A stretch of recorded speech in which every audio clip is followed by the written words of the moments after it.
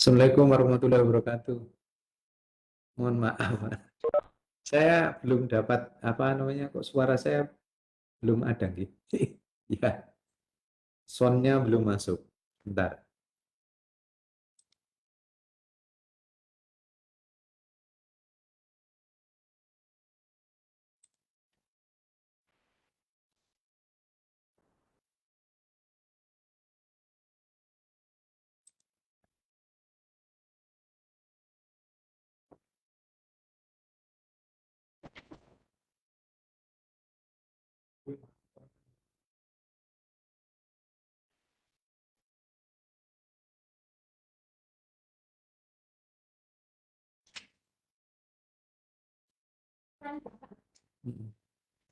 Assalamualaikum Pak Joko.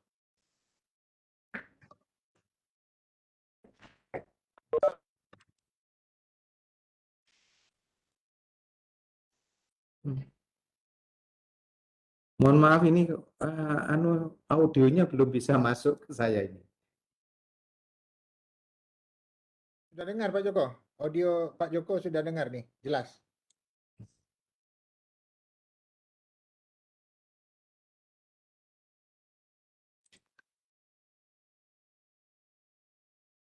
Sudah ada unmute ya, unmute temporary by holding. Oh ini ada anu ya, ada background ini.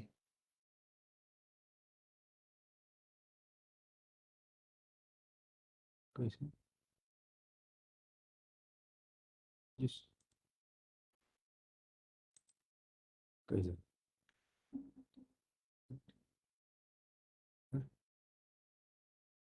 Tes 1, 2, 3. Belum bisa, saya belum bisa masuk. Pak Joko Suara tidak jelas saya suaranya. dengar Prof. Hadi. Assalamualaikum Pak Joko. Pak Joko tak dengar kita ke? Saya keluar dulu, saya coba cek kan. Pak Joko yang nggak dengar ya. Oh iya. Coba. Kita keluar dulu. Disconnect. Audio, speaker, mikrofon.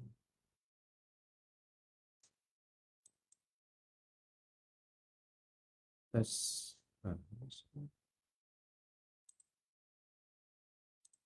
Meeting setting.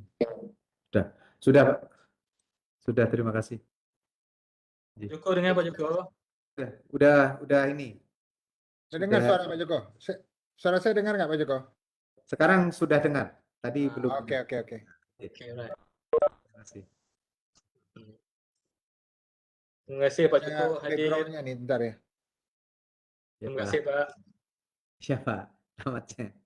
Selamat siang. Selamat sore.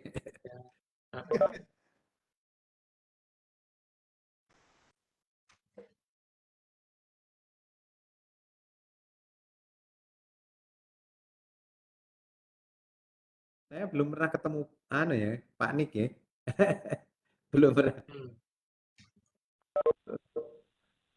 Nanti kita pernah ketemu dekat bangunan Ibnu Sina dulu. 2018. Iya. Dengan sekali Pak Hadi. Nggak bagus ini backgroundnya nih. Background. Ada backgroundnya. Bagus Gordon saya ini. Saya belum terima. Nggak apa-apa Pak Joko, nggak apa-apa. Oke aja. Tak apa, it's okay. Boleh ya. Oke Pak Joko, saya pun mau nih, kok nggak bagus nih backgroundnya nih. Karena mungkin ini ya. Biru. Nik lulus PhD tahun berapa ya? Saya nak cerita sejarah mengenai Zeolite di UTM nih. 2011. 2011 ya, oke. Jadi 2011. saya nak cerita Prof. Alias 84, Prof. Halimaton 86, kemudian lepas itu Dr. Zainab kan 1995, lalu saya, Puan Selasiah, lalu Nick. Itu sejarahnya di UTM itu. Lepas tu Haris 2021. Haris 2021. Haris Ah, buat Zeolite juga? ada. Hah? Buat Zeolite? Yes. Oh ya? Ah, Oke. Apa? Nanti kita ceritalah ini. Menarik ini. Nah, ini. Jadi gimana nih? Saya dengan Pak Joko yang meresmikan ya.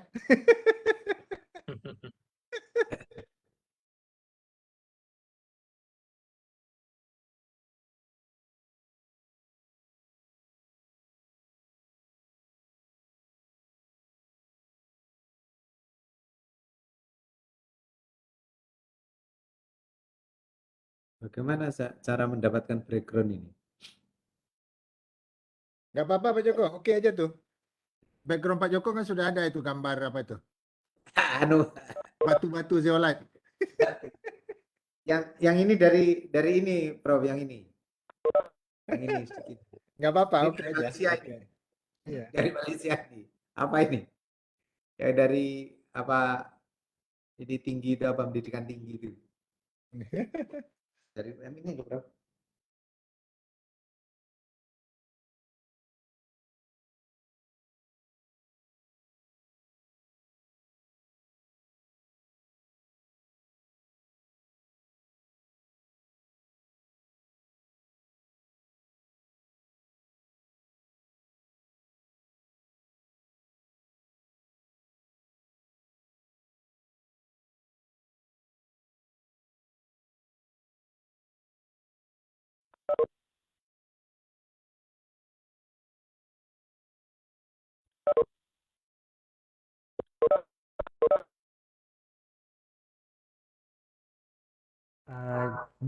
Dr. Nick,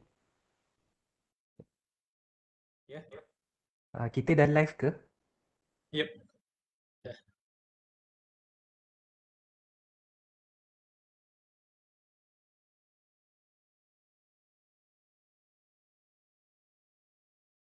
Dekat Facebook dah live ke belum, Doktor? Dah. Dah live dah. Tengok.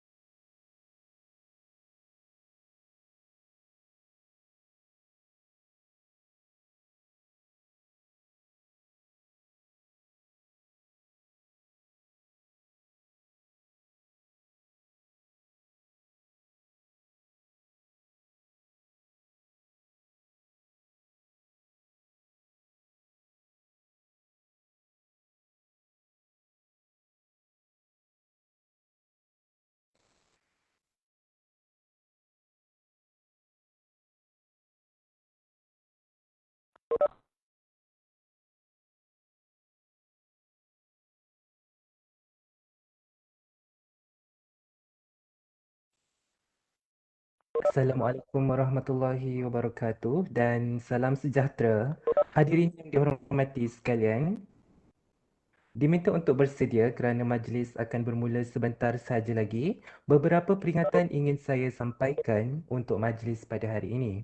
Hadirin diminta untuk berada dalam mood senyap dan tidak membuka mikrofon sepanjang majlis berlangsung. Mikrofon boleh dibuka apabila perlu sahaja.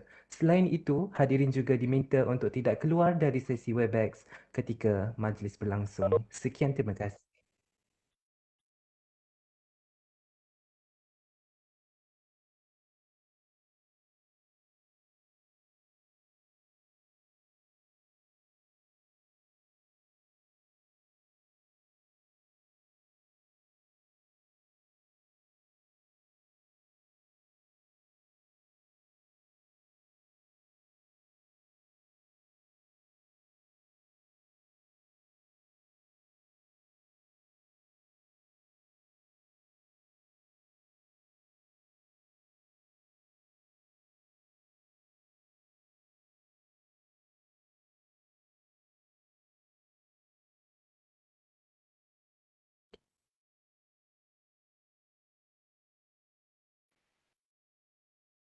Bismillahirrahmanirrahim. Assalamualaikum warahmatullahi wabarakatuh. Salam sejahtera, salam UTM Sanjungan Bangsa. Yang berusaha Profesor Dr. Hadi Nur, Pengarah Ibn Sina Institute for Scientific and Industrial Research, ISISIR, Universiti Teknologi Malaysia. Yang berusaha Profesor Dr. Joko Hartanto, Presiden Ikatan Zeolit Indonesia IZI, yang berusaha Profesor Madya Dr. Nik Ahmad Nizam Nik Malik, Pengarah Pusat Bahan Nano Termampan Universiti Teknologi Malaysia, juga merangkap pengerusi penaja Persatuan Zeolit Malaysia MAIZA, serta hadirin yang dihormati sekalian. Bersyukur kita kepada Yang Maha Esa dapat kita bertemu dan bersua dalam suatu majlis yang penuh ilmiah pada hari ini. Saya Haris akan menemani tuan-tuan dan puan-puan sehingga majlis ini selesai. Hadirin sekalian, pada hari ini kita bakal mendengar suatu ceramah yang akan disampaikan khas oleh penceramah kita, Profesor Madya Dr. Nik Ahmad Nizam Nik Malik, dengan tajuk ceramah yang jelas iaitu apa itu zeolite. Sejurus kemudian, majlis akan diteruskan dengan majlis perasmian Persatuan Zeolit Malaysia yang akan dirasmikan oleh Profesor Dr. Hadi Nur serta disaksikan oleh tetamu kehormat kita iaitu Profesor Dr. Joko Hartanto. Hadirin sekalian, ingin saya ajukan soalan ini kepada anda semua. Apakah itu zeolite? Jangan jawab sekarang. Saya mohon untuk anda semua simpan dahulu. Saya pasti pengetahuan tentang zeolite adalah bukannya suatu ilmu yang umum ataupun dalam bahasa Inggerisnya general knowledge. Walaupun pengetahuan tentang zeolite ini bukannya sesuatu yang am, penyelidik dan ahli akademik yang berkecimpung dalam penyelidikan material secara umumnya harus tahu asal-usul serta latar belakang zeolite. Lebih-lebih lagi, jawatan kuasa serta ahli-ahli dalam Persatuan Zeolite seluruh dunia. Izinkan saya berkongsi serba sedikit tentang asal-usul zeolite ini. Dari manakah datangnya zeolite ini? Pernahkah anda menggambarkannya? Fakta yang pertama, zeolite yang didapati di Malaysia kebanyakannya datang dari luar negara, terutamanya Indonesia. Dan Malaysia tidak menghasilkan zeolite secara semula jadi. Fakta yang kedua, ini disebabkan oleh zeolite hanya boleh dihasilkan secara semula jadi di kawasan gunung berapi dan kawasan-kawasan yang tertentu sahaja. Fakta yang ketiga, zeolite boleh dihasilkan dalam makmal dan sifat-sifatnya boleh diubah suai. Menarik bukan? Oleh itu, untuk kupasan yang lebih menarik oleh pakar, saya menjemput Profesor Madya Dr. Nik Ahmad Nizam Nik Malik untuk meneruskan sesi ceramah bertajuk Apa itu zeolite? Dengan segala hormatnya dipersilakan. Bismillahirrahmanirrahim. Assalamualaikum warahmatullahi wabarakatuh. Dan salam sejahtera semua. Sekejap ya.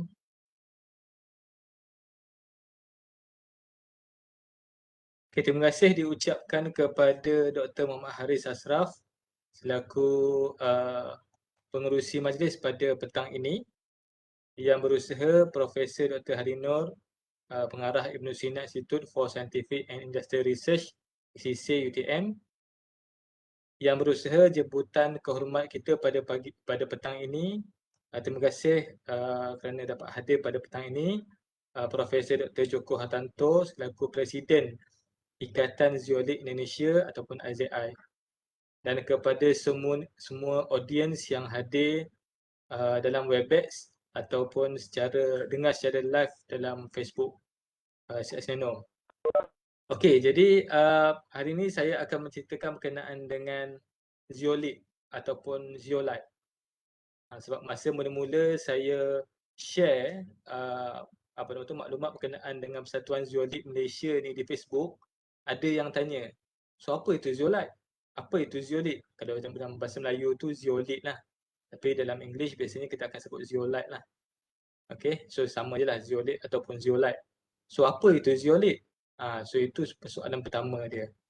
Kepada siapa yang dah biasa dengar perkataan zeolit ni, tak ada masalah lah. Okay. Tapi kalau ada siapa yang tak biasa dengar, okey, so inilah harinya untuk kita sama-sama faham berkenaan dengan bahan yang unik ini dan kenapa kita perlu ada persatuan di peringkat Malaysia ataupun di peringkat kebangsaan. Okey,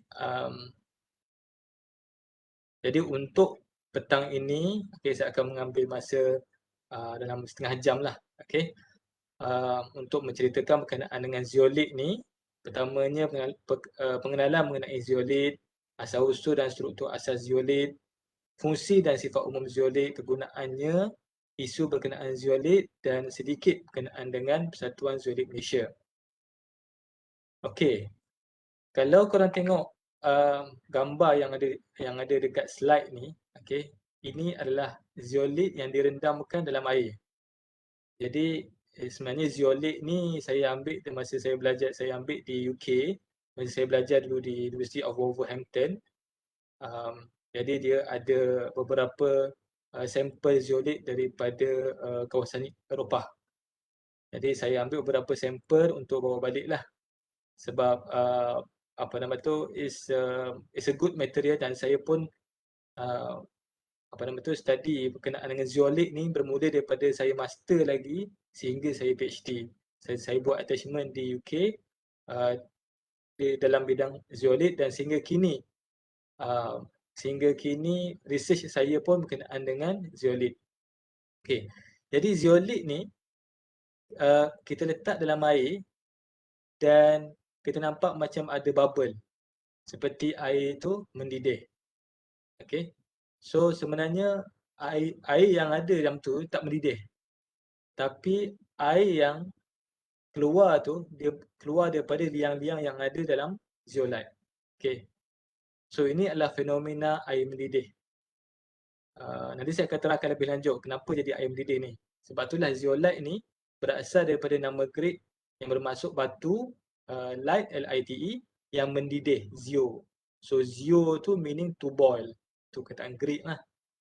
Dan lithos ataupun light tu adalah stone. Jadi fenomena batu mendidih. So nama dia pun zeolite. Okay. Okay, so fenomena batu mendidih ni dia sebenarnya penghasilan buih yang terhasil daripada permukaan zeolite tu sebenarnya datang daripada keliangan ataupun datang daripada rongga-rongga kecil yang terdapat dalam batu-batu tersebut lah. Okay, so zeolite ni mempunyai sifat keliangan yang tinggi ataupun kita dalam English tu kita kata porosity lah, keliangan. So dengan keliangan ini, dengan sifat keliangan inilah batu zeolite boleh menyimpan udara dalam dia, dan apabila diletak dalam air, molekul-molekul air akan menggantikan tempat udara tersebut dan gelembung-gelembung udara akan terbentuk di permukaan zeolite tersebut. Dan juga zeolite ini mempunyai affinity terhadap molekul-molekul air. So apa yang kita nampak dekat sini, dia macam batu. Memang batu lah sebenarnya. Tapi kalau kita pergi dekat makmal, dia sebenarnya dalam bentuk powder, dalam bentuk serbuk. Dalam bentuk serbuk pun ada, dalam bentuk batu pun ada, dan mungkin bermacam-macam saiz lah bergantung kepada sampel yang kita ambil atau bergantung kepada jenis zeolite tersebut atau bergantung kepada apa nama tu, application, kegunaan zeolite kita nak gunakan zeolite ni untuk apa. Okay. So struktur asas zeolit ni ialah struktur utama, kerangka utama tu adalah aluminosilicate. Okay, di mana zeolite ni mempunyai struktur AlOSi. So kalau tengok daripada kat tengah ni, ini adalah struktur utama, kerangka utama zeolit lah, AlOSi, dan dia memberikan charge negatif dan charge positif, which is cation kat sini ni, cation M+ ni boleh ditukar ganti. Dan ada molekul air yang boleh juga tenyah erat, maksudnya boleh dihilang ataupun boleh dimasukkan juga. Bila kita panaskan zeolite ni, nanti molekul-molekul air tu akan keluar lah. Okay? Dan struktur aluminosilicate ni akan maintain selepas kita heat atau kita panaskan dia. Okay? Ini elemen-elemen yang ada dalam zeolite. Pertamanya ada silika SiO2. Ini adalah unit binaan utama dalam kerangka zeolite. Dan bila kerangka utama zeolite ni bila kerangka utama silika ni ditambah ataupun ditukar kepada Al, yang tu yang memberikan charge negatif kepada zeolite ni. Okey. Kalau silika sahaja dia tak ada charge. Okey, dia tak ada charge negatif. Bila Al apa nama tu Si ni ditukar kepada Li, kepada Al, aluminium. So daripada situlah dia akan membentuk charge negatif. Okey. So bila ada charge negatif, dia perlu ada ion-ion, ion yang menentukan charge kerangka tersebut lah. Okey. Dan dalam tu pun ada OH minus, di mana ia adalah molekul asing dalam zeolite, dan juga air H2O, larut ataupun molekul asing. Okey. Okey, zeolite ni boleh dibahagikan kepada dua. Satu zeolite sintetik dan satu lagi zeolite semula jadi. Okey. So kalau kita biasa dengar tanah gunung berapi, sometimes zeolite ni dikenali sebagai tanah gunung berapi yang diambil daripada kawasan gunung berapi, terutamanya di Indonesia lah, daripada Indonesia bawa ke bawa ke Malaysia. Ada juga daripada negara lain, contohnya daripada Czechoslovakia ataupun daripada Brazil. Tapi sometimes dia punya transportation cost tu sangat tinggi. Jadi sebab tu kita banyak ambil daripada Indonesia lah. Okay. So yang tu zeolite semula jadi lah. Jadi sometimes bila kita gunakan untuk baja sebagai bahan tambah untuk baja, kita panggil dia tanah gunung berapi. Tapi ini adalah zeolite lah. So zeolite ni boleh dibahagikan kepada dua, satu sintetik, satu lagi semula jadi. Okey, kita tengok satu persatu. Untuk sintetik, kita biasanya akan mensintesis ataupun menyediakan zeolite ini dalam makmal ataupun di dalam industri lah, di peringkat industri. Dan biasanya kita akan menggunakan kaedah hydrothermal. Hydro tu air, thermal tu suhu. Okay. Ada suhu yang tinggi dan ada air. Ada keadaan air dan ada kehadiran air pada suhu yang tinggi. Itu kaedah hydrothermal. Sebenarnya kaedah hydrothermal ni pun diambil daripada keadaan di kawasan gunung berapi. So di kawasan gunung berapi itu ada air panas, okay, dan juga ada air dan panas. Terus ada air panas dan juga mineral. Ada sumber silika, ada sumber aluminium. Okay. So sintetik zeolite ni dia mahal, okay, sebab kita perlu sintesisnya, dan bila kita nak dapatkan bahan ni pun, bila kita nak menghasilkan bahan ni pun, bahan zeolite ni, so dia kita hanya dapat sikit saja. Nak dibandingkan dengan zeolite semula jadi ni, zeolite semula jadi ni ia adalah mineral semula jadi yang boleh dilombong di kawasan gunung berapi, dan dia murah dan banyak, abundance di kawasan gunung berapi. Tapi kalau zeolite sintetik ini, kalau saya buat dekat makmal tu, kita perlukan kos yang sangat tinggi dan perlukan masa, tapi kita dapat sikit je. Okay. Walau bagaimanapun, setiap daripada zeolite ni ada kelebihan masing-masing. Okay. Ada kelebihan masing-masing. Ada yang memang sangat diperlukan, sintetik zeolite sangat diperlukan. Ada yang sintetik zeolite tak sesuai digunakan untuk certain kegunaan dan macam-macam lagi lah. So untuk sintetik zeolite ni, sifat-sifat yang kita inginkan, contohnya macam kita nak tingkatkan dia punya luas permukaan. Jadi kita boleh ubah suai dan kita boleh sintesis mengikut berdasarkan parameter sintesis yang kita nak. Okay. Tapi zeolite semula jadi pun sebenarnya kita boleh mengubah suai untuk nak meningkatkan sifat-sifatnya, tapi dia bergantung kepada zeolite tersebut lah. Okay. Dan zeolite sintetik ni, sebab kita sintesis sendiri di dalam lab, di dalam makmal, jadi keturunan untuk zeolite sintetik ni sangat tinggi berbanding dengan zeolite semula jadi. Zeolite semula jadi yang kita ambil di kawasan Lombong lah. Okay. Contoh zeolite sintetik ni, so zeolite sintetik ni banyak sebenarnya. Okay, sangat banyak. Sampai sekarang ni pun masih ada orang sintesis the new zeolite, okay, new zeolite structure. Ini yang saya buat dululah, okey, zolat A, dan masih digunakan sekarang ni. Zolat A, zolat X, zolat Y, zolat beta, okey, zolat P dan macam-macam lagi. Contoh zolat semula jadi ni Glenopterolite, Carbazite, Moronite, Stilbite dan macam-macam lagi. Biasanya dia ada art belakang tu lah sebab dia adalah mineral semula jadi. Okay, so kalau tengok kat bawah ni, ini kalau kita nak sintesis zeolite, kita perlukan autoclave, dan lepas tu kita akan dapat zeolite. Tapi kalau untuk zeolite semula jadi ni, zeolite semula jadi ni kita lombong. Kita boleh dapat banyak zeolite semula jadi di kawasan gunung berapi. Okay.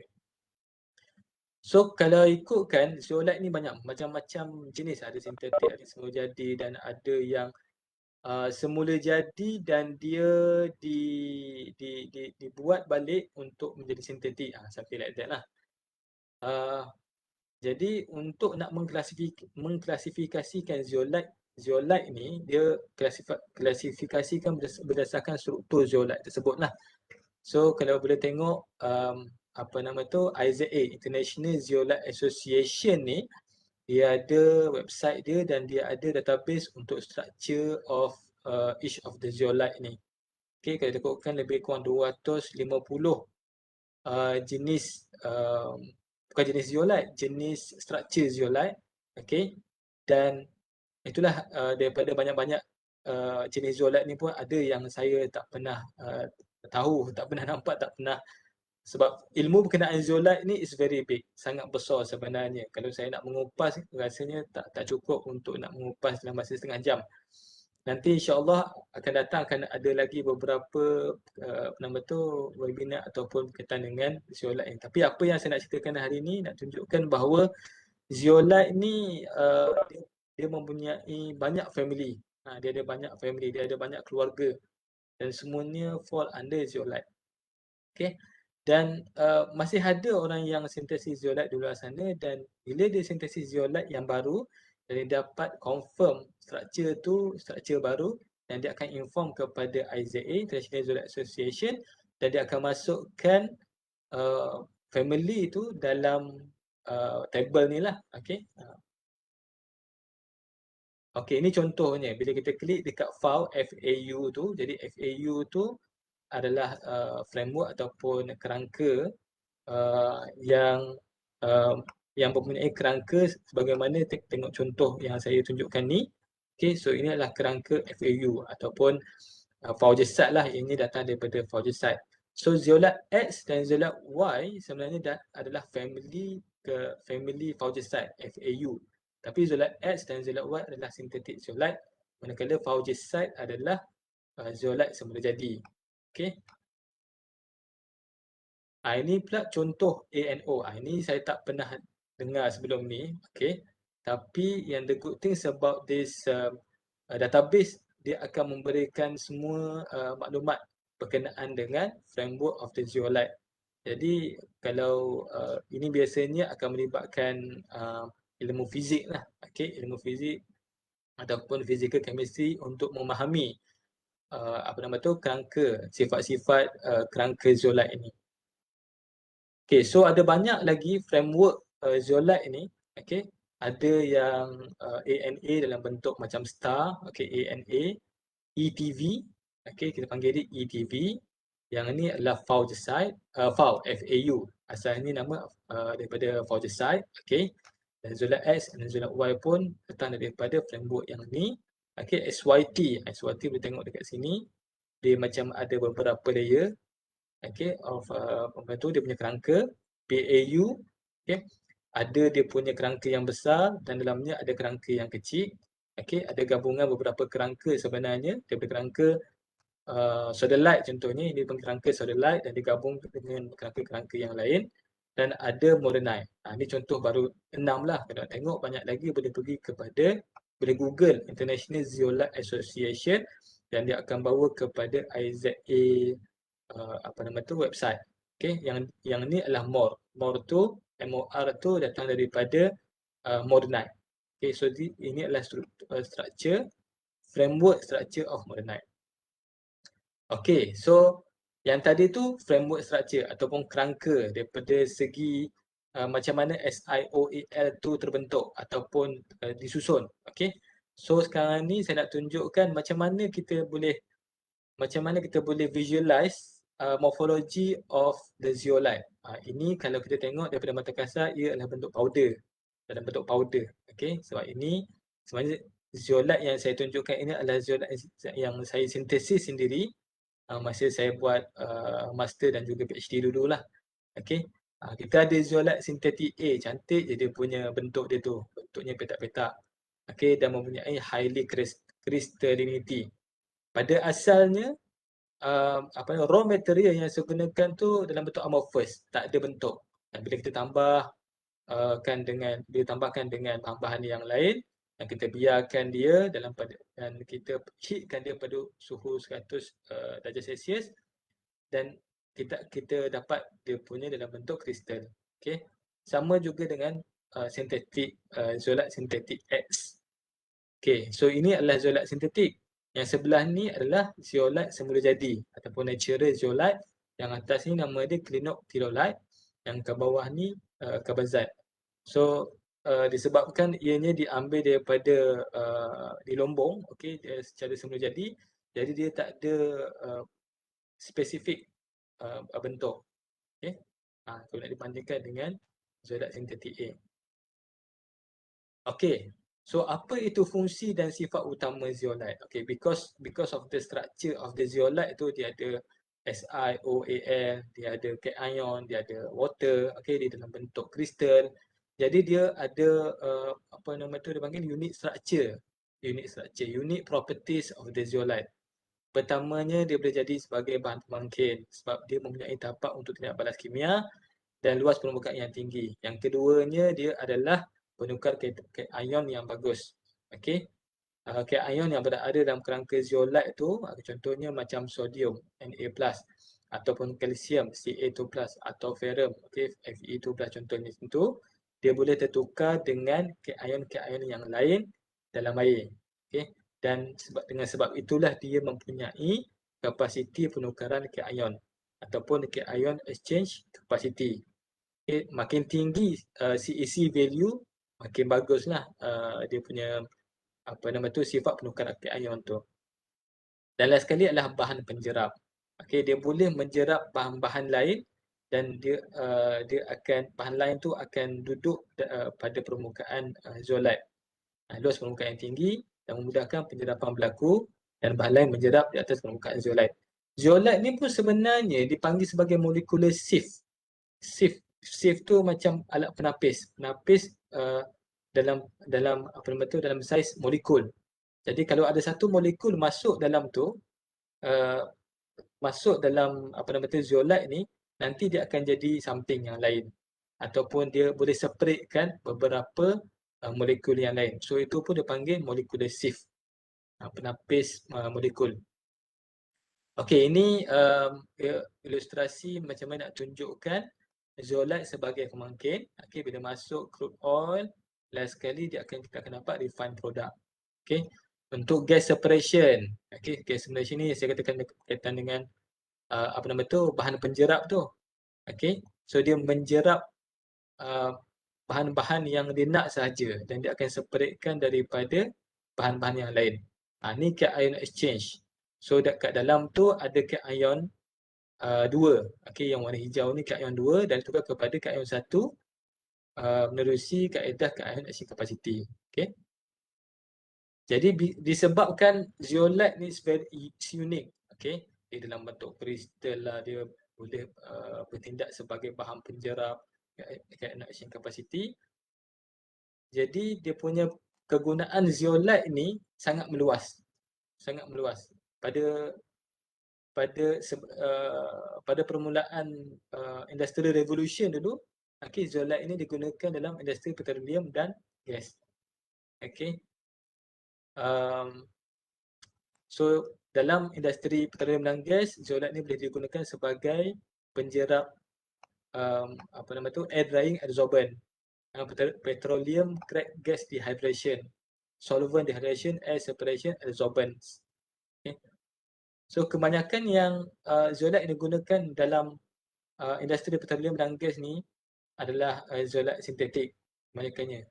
Okey, sebab tu kadang tu kita boleh tengok ada nama zeolit tu datang daripada company petroleum. Contohnya mobil come out dengan MCM. Saya tak ingat dia punya history dia tu. Yang saya ingat kalau sejarah zeolit X dan zeolit Y tu saya ingat.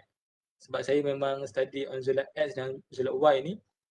So mula-mula tak silap saya bearer nama orang tu lah. Okay, researcher kat dalam company oil ni dia sintesis zeolit X. Okay. Sebab dia nak supaya nak dapatkan luas permukaan yang tinggi dan kapasiti penukaran kaion yang tinggi. Jadi dia sintesis zeolit X. Zeolit X tu dia mempunyai kerangka faugisite. Okay, zeolit X. Dan dia nak cuba untuk nak mengurangkan dia ada ratio dia, silika kepada alumina ratio. Dan dia cuba sintesis tapi dia punya property tu ada sedikit different, ada sedikit berbeza dengan zeolit X. Dan kemudian bila dia kaji dia tengok zeolit yang baru sintesis tu ada sifat yang berbeza lah dengan zeolit X dan dinamakan zeolit Y. Sebab tu nama dia ada zeolit X dan ada zeolit Y. So zeolit Y yang banyak digunakan dalam industri petroleum dan gas. Okey, zeolit ni pun sebenarnya banyak boleh juga digunakan untuk dalam peternakan, dalam pertanian. Dalam pertanian sebenarnya zeolit ni banyak digunakan. Okey. Saya pun sebenarnya terlibat dengan penggunaan zeolit dalam pertanian. Selepas saya ambil PhD, saya buat latihan industri di bawah company Provec Group of Companies di KL. So pada masa tu saya dapat tahulah rupanya zeolit ni bukan hanya digunakan untuk sebagai bahan mangkil. Ataupun masa saya buat master dengan PhD dulu, kita gunakan sebagai bahan penjerap. Okay. So sebenarnya dia pun digunakan sebagai bahan tambah ataupun feed additive untuk binatang haiwan ternakan ataupun ruminant, untuk lembu, kambing. Okay. Jadi zeolit ni dicampurkan dalam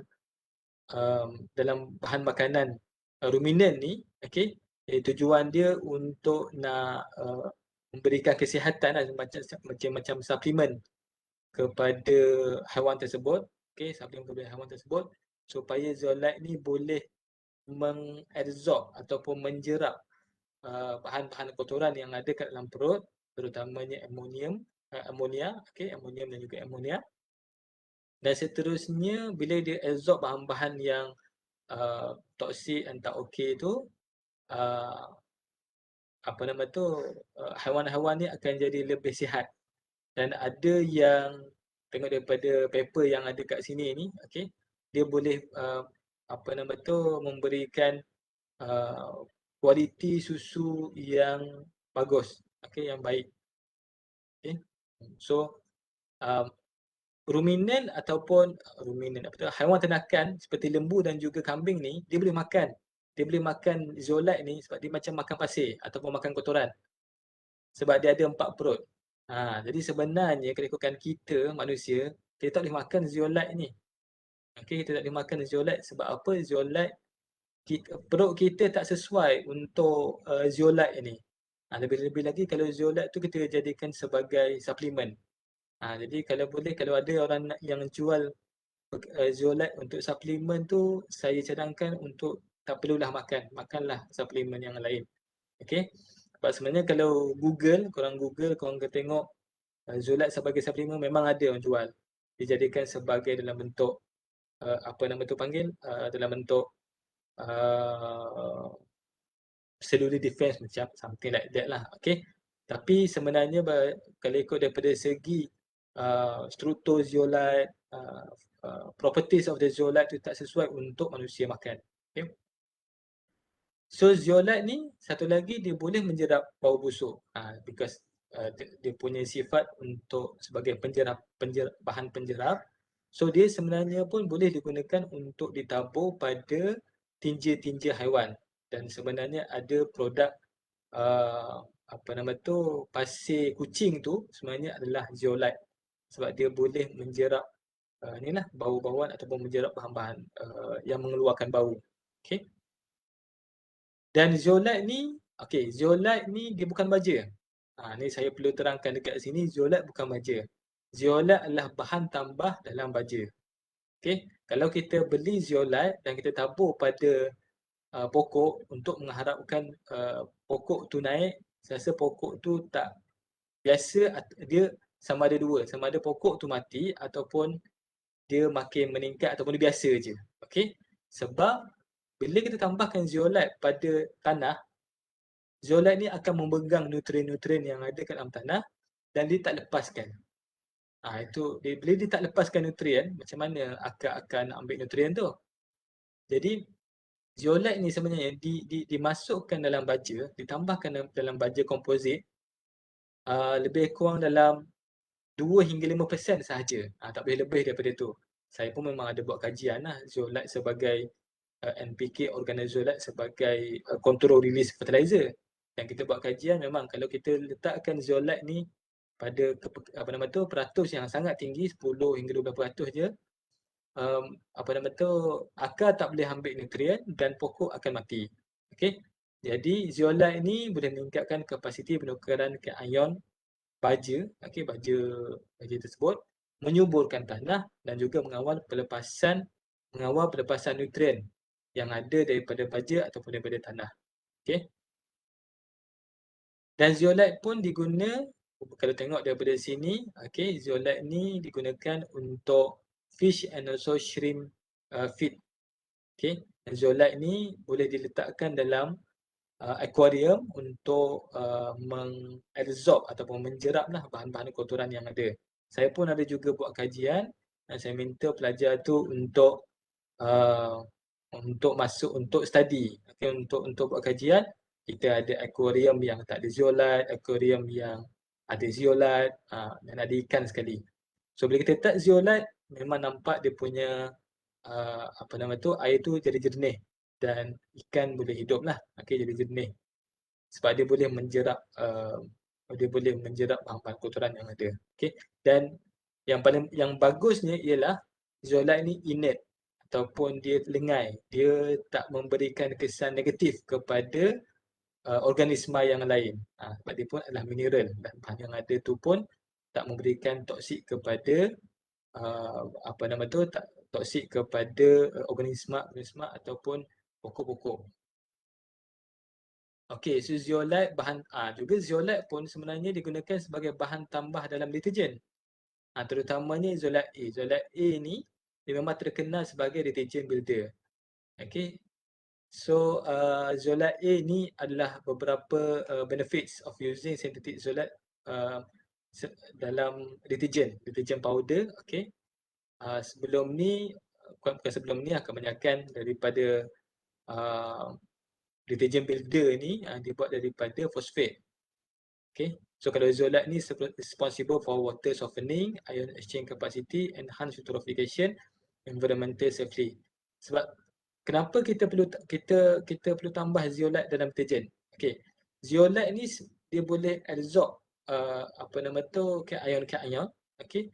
So bila cation ataupun bahan-bahan yang mencah positif ni kurang dalam air yang kita nak basuh tu, yang basuh baju tu, jadi surfactant ataupun deterjen tu boleh menjalankan tugasnya dengan baik untuk menyingkirkan kotoran daripada baju-baju, daripada fabric. Okay. Sebab itulah zeolite ni tambahkan dalam deterjen. Okay. Dan zeolite ni digunakan dalam perawatan air juga. Okay. Kalau kita tengok dalam water filtration yang ada dekat rumah tu, okay, sebenarnya dia pun diletakkan zeolite dan diletakkan silika jugalah. Okay. Jadi zeolite ni akan menjeraplah cation ataupun ion-ion yang ada kat dalam air sebelum ianya dilepaskan ataupun digunakan. Okay. Yang the good thing about zeolite ni sebenarnya, sebab dia berbentuk kristal. Bila dia berbentuk kristal tu, air tu dia akan go through dengan mudah. Kalau kita gunakan clay ataupun tanah liat, clay ni ataupun pasir biasa, dia akan mengembang, dia akan swelling nama dia. Clay ni akan swelling, lepas tu nanti air tu akan, dia tak boleh go through. Clay tu ataupun tanah liat tu akan menyimpan air dan dia akan menyebabkan air tak go through ataupun tak pergi ke bawah. So unlike clay, zeolite is much better lah. Okay. So sebenarnya ke dalam zeolite ni boleh digunakan dalam pertanian. Okay. Let's say for example, kalau kita ada satu kawasan yang luas, okay, zeolite boleh digunakan sebagai bahan rawatan air dalam water filtration, dan zeolite boleh digunakan sebagai bahan penjerap untuk menjerap bau tinja haiwan. Zeolite boleh digunakan sebagai bahan tambah dalam makanan haiwan, dan zeolite boleh digunakan dalam aquaculture. Zeolite boleh digunakan sebagai bahan untuk menyuburkan tanah. Sebab bila tanah tu dia kurang ion ataupun kurang nutrien, so kita gunakan zeolite sebagai bahan penyubur, so that zeolite ni boleh menjerap ion, akan menjerap ion-ion dan menjadikan kawasan tanah tu lagi subur lah. Okay, dan zeolite juga boleh digunakan sebagai bahan tambah dalam baja. Okay, so ini ada beberapa isu lah, okay, berkenaan dengan zeolite ni. Okay, kalau zeolite ni, zeolite ada juga kalau kita tengok dalam internet, okay, dia mengeluarkan zeolite ni untuk digunakan sebagai bahan dalam kosmetik ataupun untuk luaran. Okay, so sebenarnya kita perlu berhati-hati bila kita nak gunakan zeolite ni, sebab zeolite ni adalah bahan kristal yang sebenarnya boleh melukakan sel-sel badan kita. Okay, imagine that kalau kita selalu guna zeolite ni pada kulit kita, dia sebenarnya akan memudaratkan permukaan kulit kita lah. Okay, walau bagaimanapun, kalau persen ataupun amount yang digunakan tu adalah sikit, dan bukan 100% ataupun bukan 80%, just only 5% only, itu boleh consider okay lah. Tapi kalau kita menggunakan zeolite semata-mata, kita menggunakan zeolite 100%, okay, dan kita menggunakannya pun hari-hari, itu sebenarnya agak bahaya lah. Kadang tu dia mungkin boleh memberikan impact yang positif. Okay, dia boleh menyuburkan kita punya kulit sebab dia menghilangkan toksin dalam badan. Tapi kalau kita kerap menggunakannya, dia semacam kita ambil kristal, kita ambil satu kristal, kita buat dekat kulit kita. So what happen to the kulit in the future? Okay, so sebab tu kalau sebenarnya zeolite ni sebenarnya tak berapa sesuai digunakan untuk manusia. Okay, dan ini juga ada isu berkaitan dengan zeolite ni. Okay, kita biasanya akan dapat zeolite ni dalam bentuk powder, dalam bentuk serbuk. Okay, kalau tengok daripada serbuk ni, serbuk yang kita tengok, kita dapat ni sama je, serbuk macam warna putih, serbuk warna ni. So sebenarnya kita tak boleh differentiate, ini betul ke zeolite, ataupun dia pasir, ataupun dia clay. Okay, so dia ada mempunyai bentuk yang sama. Dan kita sebenarnya tak boleh bezakan dengan hanya mata kasar. Kita boleh kata, oh ini natural zeolite ni, banyak zeolite yang ada dalam ni, kita hanya rasa-rasa gunakan tangan. Sebenarnya tak boleh. So sebenarnya kita memerlukan pencirian secara saintifik bagi membuktikan sifat-sifat zeolite itulah. Okay. Contohnya ini yang kalau kita dalam dalam bidang kimia, ni ataupun dalam bidang fizik, bila kita mensintesis ataupun kita menghasilkan sesuatu bahan, kita perlu mencirikan dia. Kita panggil synthesis and characterization. Once kita synthesis, kita perlu characterizekan dia. Characterize tu maksudnya kita mendapatkan karakteristik, kita mendapatkan sifat-sifat bahan tersebut. So macam mana nak tahu penggunaan sifat-sifat bahan tersebut? Ada beberapa instrumen yang kita boleh gunakan lah. Yang paling utama adalah SRD, X-ray diffraction. SRD ni is like a fingerprint. Dia macam cap ibu jari kepada semua bahan kristal. So because zeolite tu bahan kristal, jadi dia akan menunjukkan peak yang tertentu.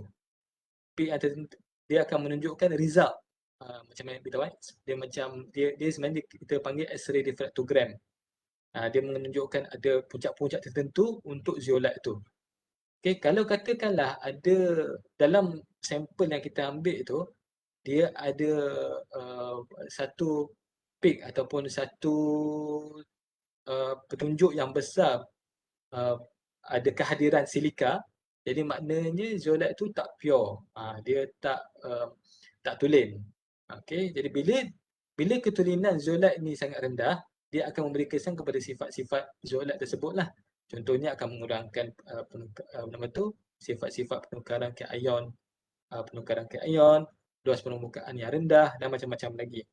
So kita beli dengan harga contohnya RM20, mungkin apa yang kita dapat tu hanya RM10 sahaja kita dapat. Jadi tak boleh dah macam tu. Okay? Kita nak kalau boleh bila kita dapat zeolite tu, kita dapat zeolite yang pure. Kalau tak, kena turunkan harga lah, contohnya macam tu. Dan kita boleh menggunakan mesin ICP-MS, Inductive Coupled Plasma Mass Spectrometry, untuk nak tentukan elemen yang ada, untuk nak tengok concentration ataupun kepekatan elemen-elemen yang ada. Contohnya macam ada berapa Si, ada berapa Al, ada apa ke ion-ion yang ada Na ke, ada kalsium ke, ada potasium ke. Okay, itu menggunakan ICP-MS. Yang paling utama adalah Si dan juga silika, Si dan juga Al, aluminium. Sebab silika atau NMR ratio akan menunjukkan kapasiti penukaran zeolite tersebut lah. Dan mesin FISEM EDX ataupun scanner elektron mikroskop dan juga energy dispersive X-ray untuk nak tengok morfologi zeolite tersebut lah. Okay. Jadi ini saya ambil daripada, sebenarnya isu ni dah lama sebenarnya. Okay. Sebab itulah kita ada Persatuan Zeolite Malaysia ni. Dia kata baja zeolite. Baja zeolite terbentuk secara menjadi dari batuan dan abu gunung berapi yang bertindak padan dengan alkali di bawah tanah, hasil daripada proses pembedapan alam menjadi selama 7 tahun. Okey, betul. Betul apa yang dia cakap tu, tapi dia term baja zeolite tu tak betul lah, kalau boleh. Baja zeolite is not baja lah. Okey. So kalau ada yang tanya sini, macam mana kita nak tengok sama ada zeolite tu ori ataupun tiruan? Dia tak ada tiruan. Dia ada sampel yang ataupun bahan yang ditambahkan dengan bahan lain untuk nak mengurangkan dia punya kapasiti atau nak mengurangkan dia punya amount,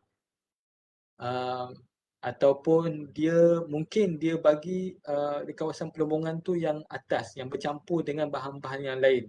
Jadi ada banyak impurities ataupun ada banyak bahan-bahan yang bercampur dengan zeolite tersebut. Sebab tu kita menggunakan yang instrumen tadi itu, SRT-nya kita gunakan ICP-MS, FISEM, EDX and so on lah. Okay.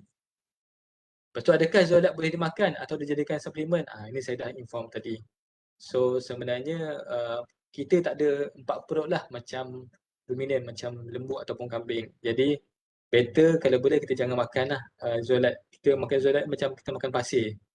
Okay. Walaupun mungkin ada testimoni yang kata zeolite ni bagus untuk dimakan dan dia bagi efek kepada badan yang bagus. Betul. Exactly, yes. Mungkin immediate effect. Tapi the long term kita tak tahu. Saya tak tahu sama ada mungkin usus kita dah tercalar dengan kristal yang kita makan tu. Okay, ataupun sebenarnya kalau ikut kajian saya, okay, saya tengok efek zeolite ni pada gastric fluid. Saya buat simulated gastric fluid dalam perut. So perut ni berasid, bila tambah zeolite dia akan meningkatkan pH perut, gastric fluid itu. Dan bila pH tu tinggi, dia akan menyebabkan gastrik lah, sakit gastrik. So itu yang tak bagus lah kalau kita makan zeolite ni. Okay, dan sebab itulah, because of the isu-isu yang ada tu lah, saya pada asalnya saya nak tunjuk sikit. Pada asalnya saya disarankan oleh Prof Hadi dan juga Pak Joko. Pak Joko ialah pengerusi Ikatan Zeolite Indonesia. okey, untuk kita adakan satu persatuan di Malaysia ni, okey, supaya kita expert untuk Zolite ni sebenarnya ramai. Okey, kawan-kawan saya pun ada ramai yang buat research on Zolite, bermacam-macam aplikasi yang dibuat. Ada yang buat sintetik, ada yang menggunakan semula jadi, ada yang digunakan sebagai pemangkin, ada yang digunakan sebagai pemjerap dan macam-macam lagi lah. Jadi kita ni, academician ni ataupun researcher daripada universiti-universiti tempatan ni, kita gabungkan semua sekali. Tujuan dia ialah supaya kita dapat bekerjasama dengan industri, dengan agensi yang lain untuk mengembangkan ilmu berkenaan dengan zeolite ni. Okey. Jadi bila kita kembangkan ilmu berkenaan zeolite ni, kita sebenarnya dapat mengurangkan bila kita dapat mengoptimumkan penggunaan zeolite. Okay, sebab zeolite ni kalau kita ambil dari Indonesia, nanti one day in the future mungkin zeolite tu akan habis. Jadi kalau kita tak gunakan dengan betul, kalau kita ambil zeolite dan kita gunakan tabur macam tu saja. Tapi kalau kita tahu berkenaan dengan zeolite, kita hanya menggunakan beberapa persen sahaja zeolite yang dibeli. Jadi kita dapat mengoptimumkan penggunaan zeolite ni lah. Okay. Dan zeolite ni pun sebenarnya boleh disintesis. Okay, tapi it's costly lah juga, tapi dia bergantung kepada penggunaan zeolite tersebut. Okay. Jadi mesyuarat penubuhan persatuan itu dah dibuat pada Mei 2021 dan Persatuan Zeolite Malaysia adalah sebuah pertubuhan berkaitan dengan bahan zeolit, iaitu salah satu mineral semula jadi dan sintetik yang digunakan dalam bidang pertanian, pemangkinan industri dan peternakan serta penyelidikan saintifik. So kita pun namakan zeolite ini sebagai Malaysia Zeolite Association ataupun MAIZA. Okay, dan tarikh kelulusan dia adalah pada 4 bulan 10 2021. Jadi ini adalah ahli jawatan kuasa penaja induk. Kenapa kita panggil penaja? Sebab kita belum lagi buat AGM. Okay, AGM akan dibuat pada bulan Mac nanti. Dan ini adalah AJK penaja induk. Saya pengerusi, kita ada timbalan pengerusi Dr. Faiz Wan, Setiausaha Dr. Sheila, timbalan setiausaha Puan Siti Nur Sakinah, Bendahari Dr. Eza, timbalan bendahari Dr. Nur Suryani dan beberapa AJK yang lain daripada universiti lain lah. Okay. Jadi hopefully that audience semua boleh daftar sebagai ahli. Okay. Boleh pergi ke website yang tertera dekat sini ataupun boleh cari Malaysia Zeolite dan dia akan bawa ke Linktree. Daripada Linktree ni akan dibawa ke pautan yang ada ni. Okay, dan juga ke dalam Facebook. Jadi itu saja daripada saya. Hopefully apa yang saya berikan ini, ilmu berkenaan zeolite ini sedikit boleh boleh memberikan overview kepada anda semua, kepada audience semua berkaitan dengan zeolite. Okay, dan insyaAllah pada masa akan datang kita akan ada banyak lagi program-program yang akan dilakukan oleh Persatuan Zeolite Malaysia. Okay, dan bila nak kata boleh ke saya jadi ahli persatuan tapi saya tak buat zeolite? Boleh sebenarnya. Sebab tak semestinya kita bekerja dengan zeolite baru kita nak masuk dalam satu persatuan. Sometimes mungkin kita gunakan zeolite ni bukan untuk dalam research. Kita gunakan sebagai bahan tambah dalam baja contohnya. Ataupun kita mungkin ada bisnes dalam aquaculture dan kita nak menggunakan zeolite untuk nak nak improvekan keadaan dalam aquarium contohnya, something like that lah. Okay. Ataupun kita in the future ataupun kita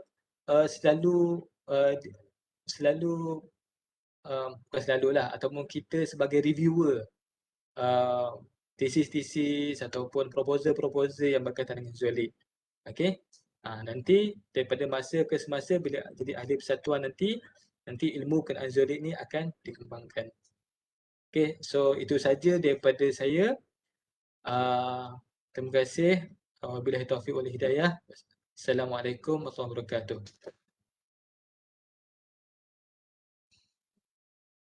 Waalaikumsalam warahmatullahi wabarakatuh. Jadi, persoalan kita sudah pun terjawab, iaitu zeolite adalah sejenis mineral yang terhasil melalui proses hidrotermal semula jadi di kawasan gunung berapi ataupun secara sintetik di dalam makmal.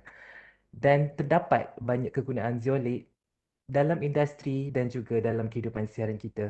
Begitu juga seperti yang telah dinyatakan oleh PM Dr. Nick, bagaimana secara ringkasnya tertubuhnya Malaysian Zeolite Association ataupun Persatuan Zeolite Malaysia di Malaysia.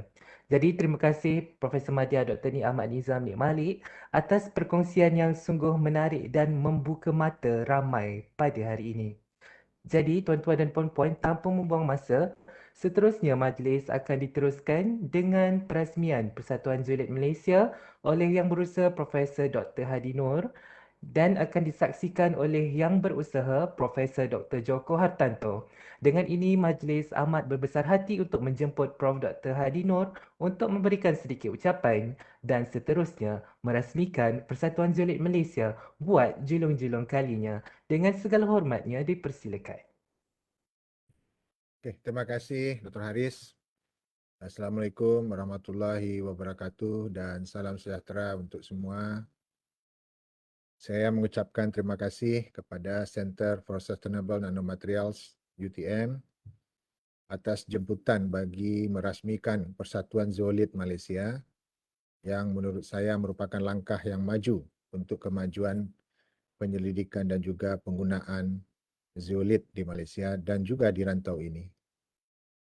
Saya juga mengucapkan terima kasih kepada Profesor Joko Hartanto, Presiden Ikatan Zeolite Indonesia yang bersedia hadir dalam acara peresmian ini. Sebelum saya meresmikan, saya akan bercerita sedikit mengenai zeolite dan UTM. Jadi kalau saya lihat penelitian atau penyelidikan mengenai zeolite di UTM ini bermula di Jabatan Kimia UTM ketika Profesor Alias Muhammad Yusof lulus PhD dari Salford University di bawah bimbingan Profesor Alan Dyer yang baru meninggal dunia tahun yang lalu. Ya. Ini tokoh zeolite dunia ini. Pada tahun 84, Prof. Alias ya, lulus PhD dari Salford. Kemudian pada tahun 86, Profesor Halimatun Hamdan, Profesor Datuk Halimatun Hamdan lulus PhD dari Cambridge University di bawah bimbingan Profesor Jacek Klinowski. Ya. Jadi beliau berdua inilah ya Profesor Alias dan Profesor Halimatun orang yang membawa ilmu zeolite ke UTM. Dan kemudian diturunkan kepada murid-muridnya ya. Di antaranya adalah yang lulus PhD pertama kali di UTM dalam bidang zeolite itu Dr. Zainab Ramli pada tahun 1995. Kemudian saya, ya, saya lulus PhD pada tahun 1998 dalam bidang zeolite juga, khususnya dalam bidang aluminium fosfat molekular shift, dan Profesor Salasia Endut kemudian pada tahun 2000. Dan juga Dr. Nick Ahmad Nizam ini lulus PhD pada tahun 2011 di bawah bimbingan Profesor Alias almarhum Profesor Alias Muhammad Yusuf. Dan kita pada tahun 2000-an kita mempunyai grup ya, ada kumpulan yang disebut sebagai Zeolite and Porous Material Research Group di bawah Profesor Halimatun Hamdan. Saya pun menjadi member di situ, Prof. Alias pun menjadi member di situ. Prof. Salasia, Dr. Zainab dan lain-lain sebagainya. Mungkin Dr. Nick pada masa itu adalah PhD student ya di dalam research group ini. Dan ketika saya dilantik menjadi pengarah Institut Ibn Sina, saya melihat Institut Ibn Sina boleh menjadi platform ya untuk kita lihat zeolite ini sebagai bidang ilmu yang merentasi bukan saja kimia tetapi juga fizik dan juga matematik dan juga data science. Jadi zeolite, Persatuan Zeolite Malaysia ini adalah platform yang menurut saya sangat menarik ya untuk berbagai kawan-kawan yang bergerak di berbagai bidang di bawah Institut Ibn Sina. Dan saya juga telah berdiskusi dengan Profesor Joko Hartanto, Presiden Ikatan Zeolite Indonesia, bahwa kita boleh bekerjasama untuk membawa ilmu zeolite ini, kemudian aplikasi zeolite ini, kemudian bisnis zeolite ini untuk berkembang di rantau ini. Ya, bukan saja di Malaysia, di Indonesia, tetapi juga mungkin kita boleh kembangkan di rantau ini negara-negara ASEAN yang lain. Jadi saya gembira ketika saya mencadangkan untuk penubuhan ini sejak 2 tahun yang lalu. Saya gembira ketika Dr. Nick Ahmad Nizam menyambut cadangan ini, dan pada hari ini saya melihat kejayaan ya setelah melalui proses pendaftaran yang sempat tertunda kerana pandemi. Persatuan Zeolite Malaysia berhasil atau berjaya ditubuhkan. Saya berharap Persatuan Zeolite ini bukan saja menjadi platform ya kepada kita di bawah institut, tetapi juga UTM, tetapi juga kepada semua orang di Malaysia yang terlibat dalam penyelidikan dan juga bisnis dari Zeolite. Jadi harapan saya adalah penubuhan Persatuan Zeolite Malaysia ini dapat mengeratkan lagi hubungan kita ya di bawah Indonesia Malaysia Research Consortium, dan kebetulan Profesor Joko Hartanto juga adalah pengurusi untuk Indonesia Malaysia Research Consortium di Indonesia dan sekaligus Presiden Ikatan Zeolite Indonesia, supaya dengan adanya persatuan ini jalinan kerjasama kita dapat ditingkatkan. Dan dengan ucapan tersebut dan lafaz Bismillahirrahmanirrahim, saya dengan sukacitanya merasmikan Persatuan Zeolite Malaysia. Sekian dan terima kasih. Wassalamualaikum warahmatullahi wabarakatuh.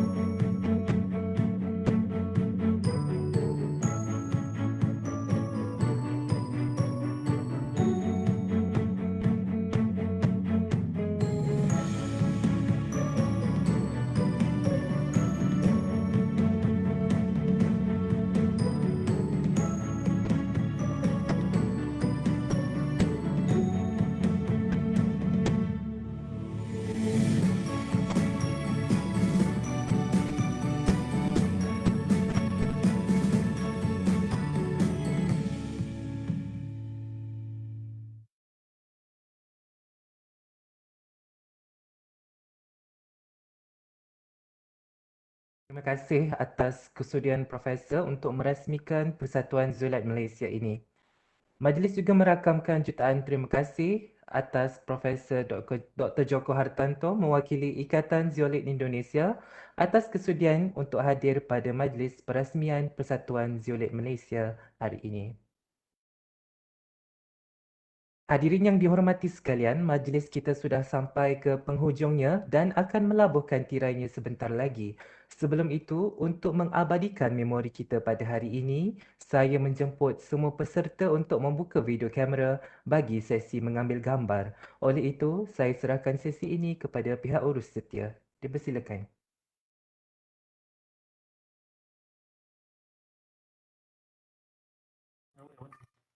Mohon semua participant untuk onkan kamera untuk sesi bergambar.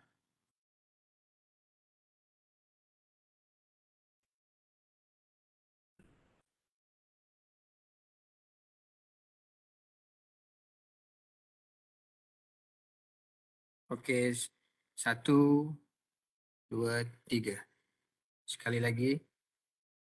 1, 2, 3. Tanya. Okey, freestyle.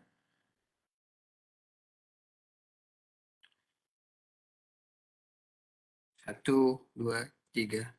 Sekali lagi. 1, 2, 3. Okey. Okey, terima kasih semua. Oke, terima kasih ya, Dr. Nick. Semoga sukses Persatuan Zeolit Malaysia. Terima kasih, Prof. Joko Hartanto. Okey. Terima kasih Dr. Nick, Prof. Ya. Hani. Oke, selamat. Okey, baik. Kak Joko. Saya mewakili pihak urus setia ingin memohon maaf atas kekurangan yang ada serta apa yang dihadapi sepanjang majlis ini berlangsung dan ingin mengucapkan terima kasih atas kesudian hadir semua pada hari ini. Saya juga menyeru semua untuk segera mendaftar menjadi ahli MAIZA ataupun Persatuan Zeolit Malaysia dan menjadi ahli persatuan yang penuh bermanfaat ini. Jadi jangan tunggu lagi. Oleh itu, izinkan saya menutup tirai webinar dan majlis perasmian pada hari ini. Jadi jumpa lagi. Assalamualaikum. Waalaikumsalam warahmatullahi wabarakatuh. Selamat Dr. Nick. Dr. Nick, selamat. Yep. Selamat. InsyaAllah kalau kita ada masa nanti kita akan pergi ke sana lah. Oh ya. Pergi ke Surabaya dan ke Malang nanti. Ya, saya pun dah tengok juga dia punya pelombongan tu, yang dia punya lombong tu kat mana apa ni? Oh, ini Yang banyaknya. Pak Joko dia ada factory di Malang ini. Okey. InsyaAllah. Di tengah-tengah itu antara Malang dan Surabaya ini. Oke.